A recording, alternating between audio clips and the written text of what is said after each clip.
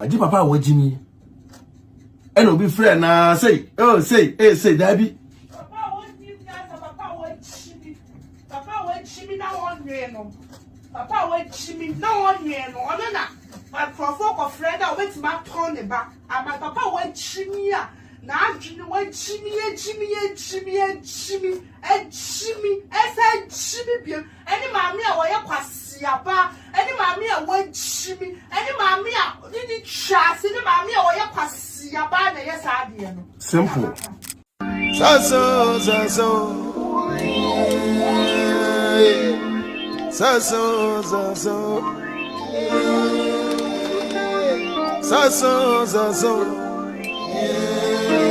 O yere eno papa nkasa ono ma me nkasa sese wagya na yakayaka di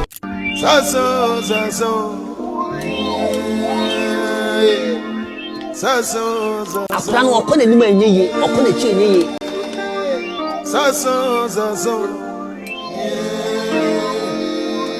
if you also pay attention to this particular video, a very, very important pan. Adwenepahene na ne wakwa di nsensem memu no. Na ye ba bedi nkomo kakra. Ensem na edoso na ewa. Yentimi nini na ene. Ye de bi be hye fridge mu. Eno ma ekoso no ye betwitwa interviews bebrebe. Ye ne na aso be kasa ye ne papa ye ne maame ye ne obi mpiala be kasa e wo sa particular issue ya abai.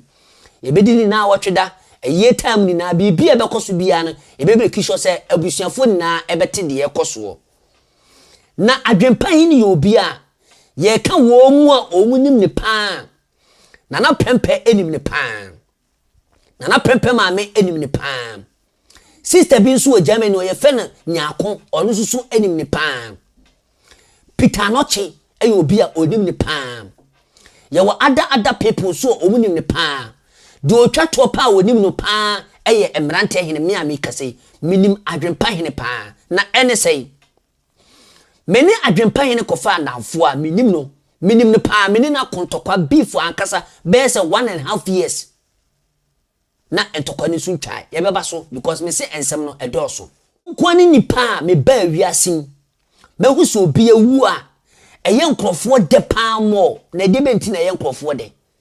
edebe pa na be ba obi be wuo na se enipa ne ye be se percentage ne ye be se 100 mpo a unya nipa 5 mpo emane nka asem papa mfa ne ho wo kan nsem ni nyina ye se o ye de nyankopon ase owu ko babie ma obehua nyansa ebi na deda so no comment ndi bebebe uko comment section na obi e kan nsem bone e de fa brante wi ho na me emetwa metimbusa mo se enti senka tu obi nso ankobe dai anase abrante ya atuni enti die me pa na yire ehwe comment section obeka we menye sure pa se na yire betima atenase se na yire ntimi tenase eche pa de na se na yire no minim akoma ekuta no because bema na tiase no wo se wo ba no teniye wo se wo ba na nkasa ye ka omo nim na miminim ni pa ena meni na kobanta e wo social media no so ama enam so ama obedi di na ase watem popora Aji papa wa Jimmy. Eno be friend na say Daddy. Papa won't give that. Papa won't shimmy. Papa won't shimmy now on no. Papa won't shimmy now on no. My for friend, I went to my tone back. And my papa won't shimmy. Now you won't shimmy. Any mammy, I was yapa. Any mammy, I won't shimmy. Any mammy, didn't trust. Any mammy, I was yapa. Yes, I did. Simple. Ntuti we are here. Yeah, no, we are far gone. Aji papa wa Jimmy. Ye beduru ho ensem no me pese nkrofo te the genesis of everything. Abrante ye obi a onya kwabransia ma ajagraja odi na tempo pra. Wonya nkrofo akukudama odi wo ma tempo pra. Na de ye pa kase pa wo mu pa eye na pempe maame. Maami me se abrante ne te ase no. Oni mi kaso nanso me bo modin bia se metu nufo se menua. Pa akonya bia so. Ne ko pena na pempe maame achew.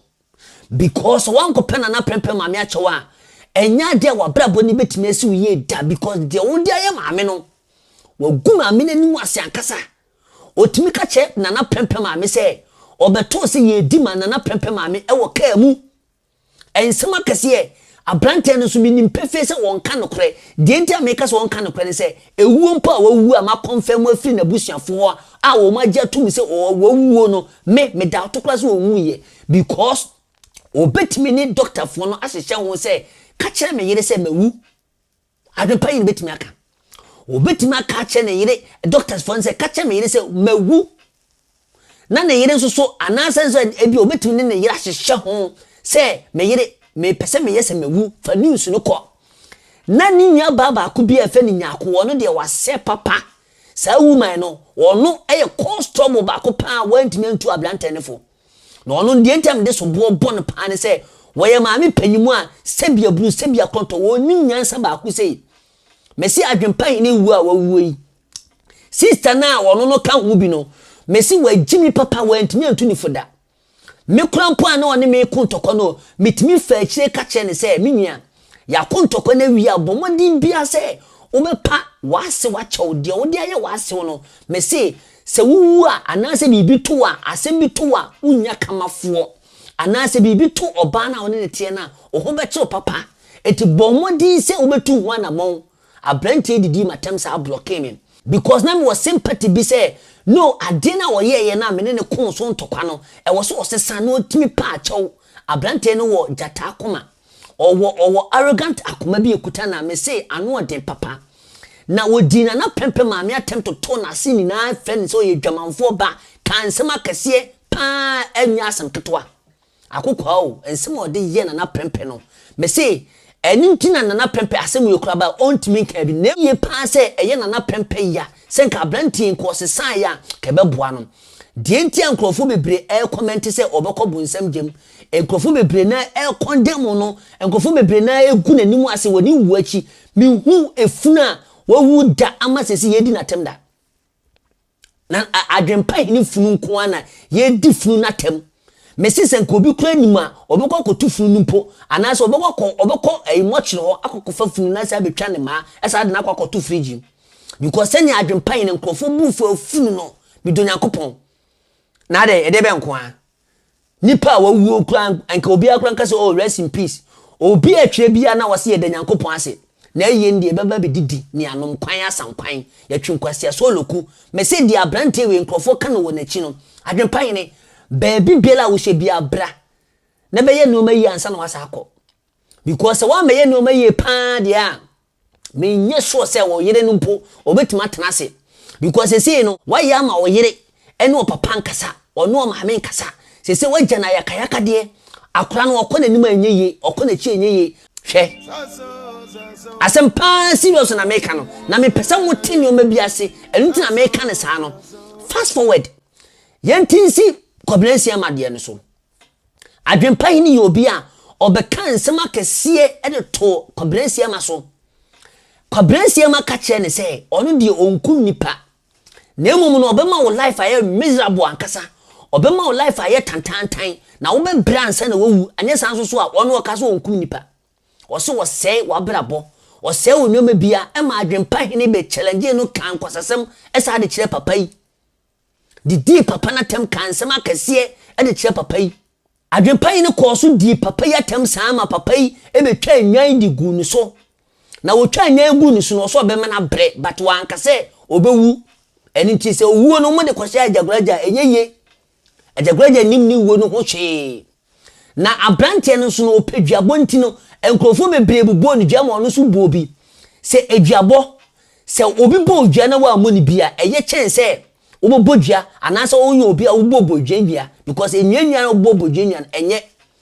abrante nso so no osade ntro ebe to woman bi so aye fe ne dache hima oh ba yi ade kuku onso kuku firi owunya be ma bi kote abo se na jesu aba akoko no afenso mesraw social media me ye adwuma wo social media amanfo se me na me kun wo stable ye se me na me kun wo ene maba sabi na me kun wo a mfia duanu ba ko mfia duanu ba ko Me na mku wa be frɛ me na fa me ko. Se nya me na mku wo mo ti social media gu mani ma se. Se makun no. Wonu omo nyina ni fra omo bi. Di oba wale mani ni kuna ni bi. No hu se bibi wo wiase. Na se nya me na mku wo so a mo mu hunu. Obi a watena social media aka se me na mku wo bia na. Mr. Nyima wonu omo ni nyonyono. Me da wase. Antwo hwe ni ba to say we oda hoyi. Jimi photo trobi ba to say oda ho nyansa root. Se nyansa e dia boye man se nyansa na wajimi ache. Saga ko mata sidia, woni baba ni ko bi abebere. Okongon sani bi aso bebere. Kanka me bi aso bebere. Ojuja ni banenti mo. Okwati bi kwa una so samba na fo abemu samba bebere. Ni baba ni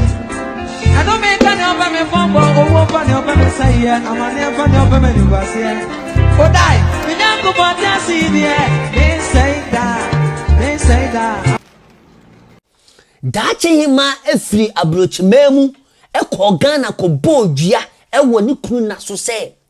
abrante bi ti social media so ka che wo mu se wono na akunu kunu na oye benfo ode ni beye na akunu kunu woman yi ko Ghana no ode yaw ekogina ni kunu asieye na obodua no oka kire ni kunu se wonim ni wonu hu bi na abrante de to ne so dia woma nipa kro no so wo yira oni kuna enche woma ni nya de kayaka de pa wonimu enuama adwempan na wo aye no social media no so esoso ankasa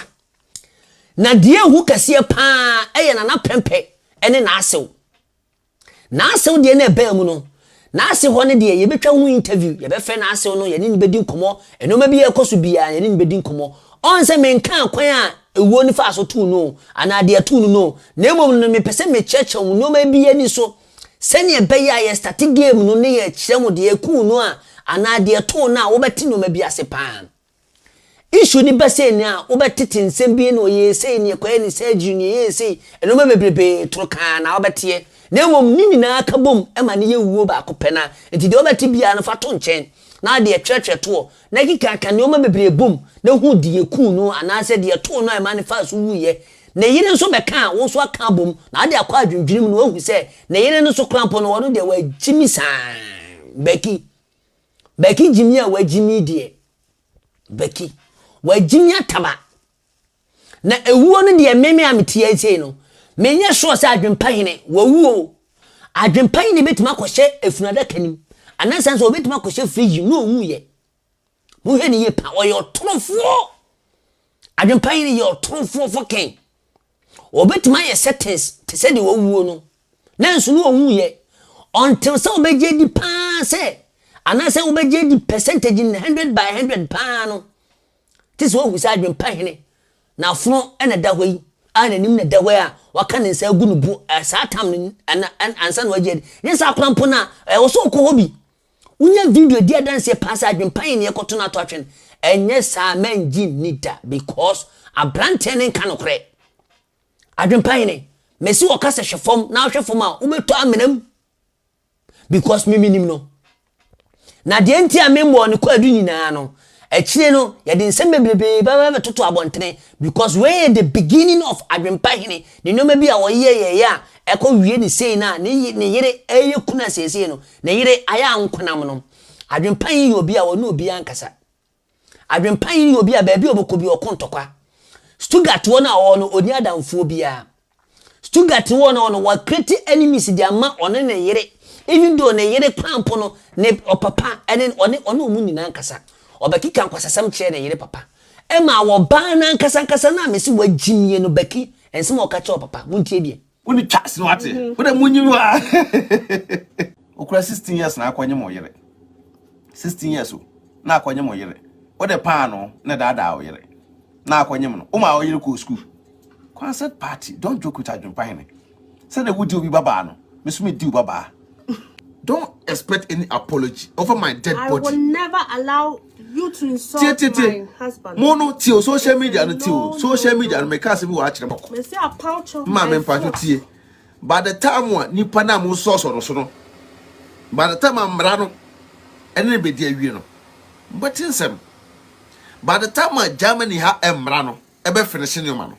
mba respect it we ya papa o ya maami o we ya agya we ya hwan o emra no ni odi wie a you respect the law but respect Germany mra no what I say obi si den you regret uni ni utwa asni muni nyansa na say wo papa we me de ma 1 week me de nipa we ma 1 week a wo be dwane afa desert so wan ha wote poso wo tonsuom wote poso wo tonsuom ti ya moye ena in-law mother in-law ena de no me ni in-law bia ni asem bia me na me yere de nuclear family ye live your life mra na ye adwuma ye share court to asa ngo from mo grant interviews no mo anga se do mo nu se ba beto se court nsem no start no sa ngo from me nka asem I started that once I say no papa na anga sa frɛ fra manfo ka kyerɛ mo meboa that's the power of Adwenepahene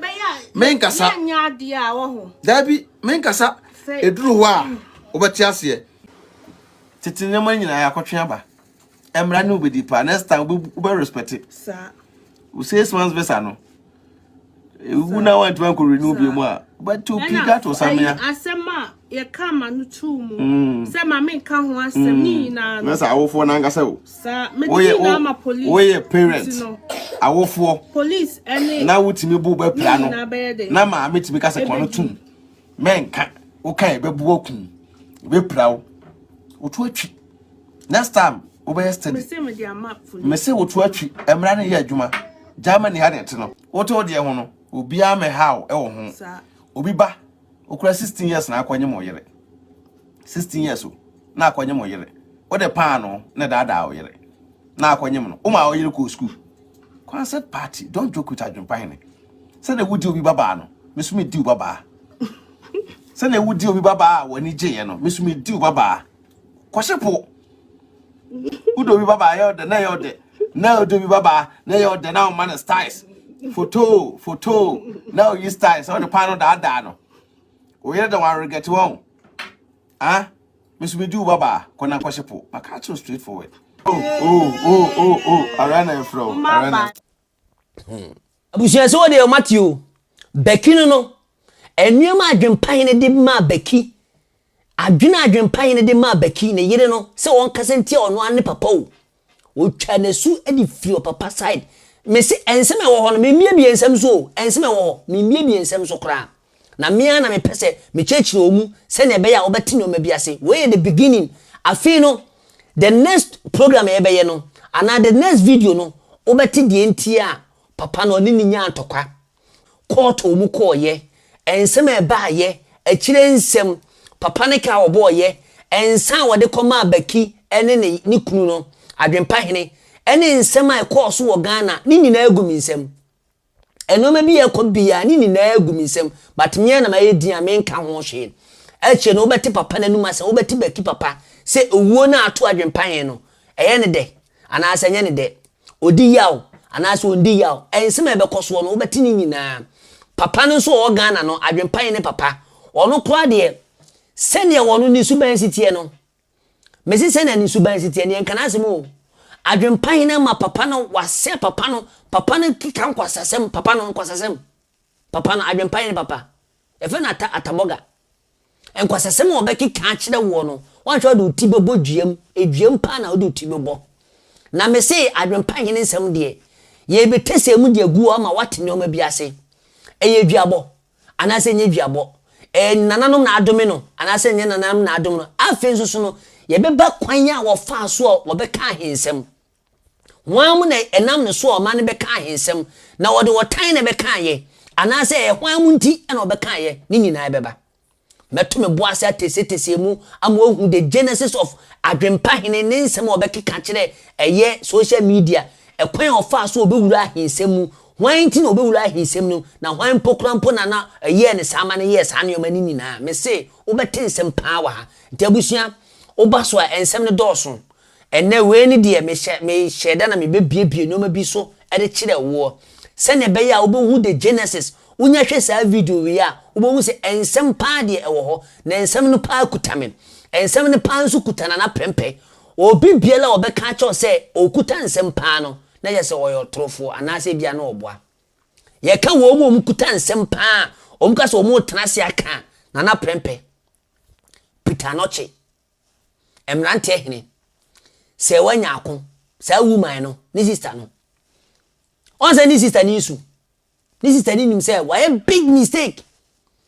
na nsem e wo ho no ano den nti abusua motomo bo ase na we Genesis na achie the next video ebeba no mo beti me ma biase afi na mdimbo ko Genesis mdimbo wura mu pa wo mo ma ba na nsen a wo mo ka se enna abunufo ne de ma hu se abunufo ne mo pam ba bi ntena munim hwe mo pam ba bi ntena ba bia mboko bia na obi akowu modum nko twitwitwi ni pa ne pe na obi akwakowu mo pam ba mo fa mo ba lock nkonko tena ba bi na ye ni enkomo nti abusiafo aha na mdimbo sie